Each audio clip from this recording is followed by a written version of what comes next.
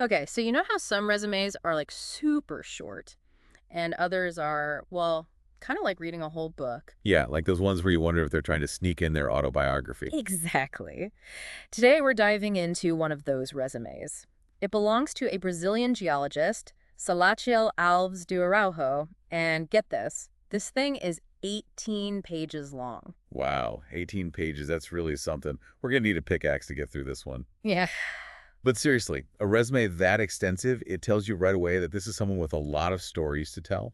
Right. It's not just a list of jobs, it's like a statement. Absolutely. And the way he structured it, that's the first clue. He's got sections for informatics, remote sensing. It's like he's saying, look at the breadth of my expertise. This isn't just a geologist. This is Circle. what's the word? A Renaissance geologist. Ah, I like that. And you know what else caught my eye? That informatics section. It goes way back to the 80s. We're talking the era of floppy disks and dot matrix printers. Who knew geology was so high-tech back then? It's amazing, isn't it? Most people wouldn't think geology and immediately jump to cutting-edge technology, but that early adoption of computers, it really says something about Salatiel's foresight. Remember, back in the 80s, computers were just starting to change how we collect and analyze geological data. Salatiel didn't just adapt to that shift, he seems to have embraced it from the get-go. So he was ahead of the curve, kind of like a tech pioneer in the world of geology. Precisely. And that's something we'll see throughout his career, this knack for recognizing where things are headed and then positioning himself at the forefront. It's a pretty valuable trait in any field, but especially in one as dynamic as geology. Absolutely. And that makes me think geology today, it's not just about hammers and chisels anymore. You got that right. We're talking about massive data sets, satellite imagery, 3D modeling. This whole different world. Exactly. And Salato's journey reflects that evolution perfectly.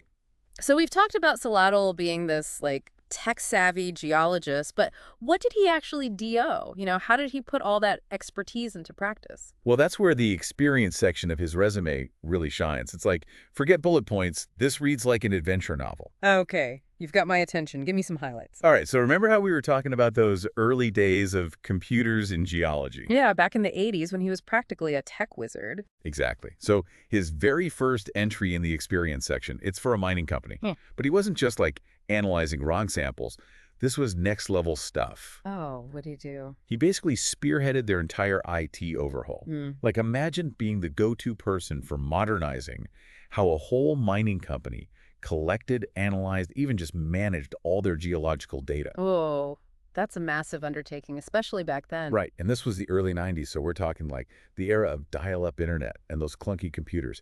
For him to not just understand the technology, but to actually implement it, train people on it, Yeah. that's vision right there. Yeah, you don't just stumble into that. He must have had some serious skills. Exactly. Yeah. And then, you look a little further down his resume and you see he was involved in mapping indigenous territories using satellite imagery. Talk about a completely different application of those skills. Wow. So he goes from optimizing mining operations to something that sounds a lot more, I don't know, impactful. Right.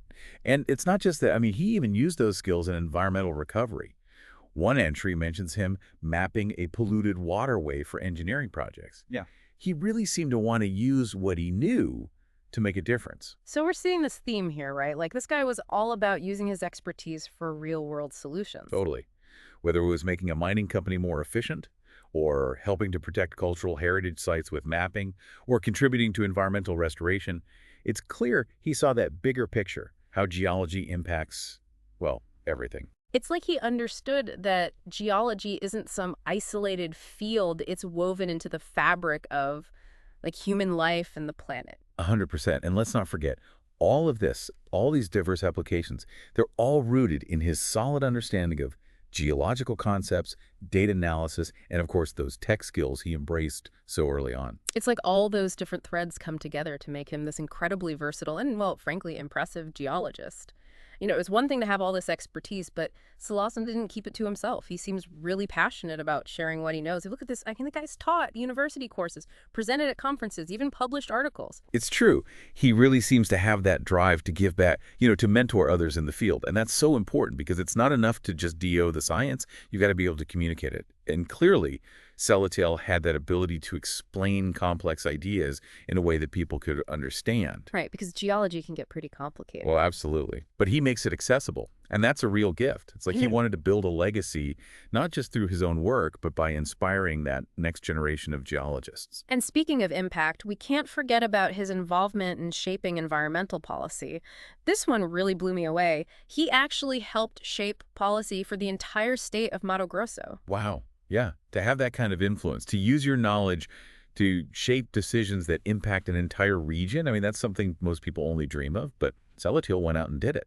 It just goes to show the kind of impact someone in this field can have when they combine, that deep technical knowledge with a real passion for making a difference. Exactly. It's inspiring, really. It really is. So I think we can all agree this deep dive into Celestial's resume has been, well, pretty amazing. I'll admit I started out thinking, okay, a geologist's CV, how exciting can it be? But I was so wrong. Right. It just goes to show you that every career path, every life even, has these hidden depths, these unexpected journeys. And Celestial's story reminds us that it's not always a straight line from A to B, and that's okay. It's about embracing those twists and turns, those detours, because that's where the real learning and growth happens, right? Absolutely. And sometimes those detours lead you to exactly where you're meant to be. So true. And it makes you wonder what other hidden gems are out there, tucked away in the resumes we glance at every day. So, listener, next time you see one of those long resumes, don't just skim it, take a deep dive. You might be surprised at the fascinating journey you uncover.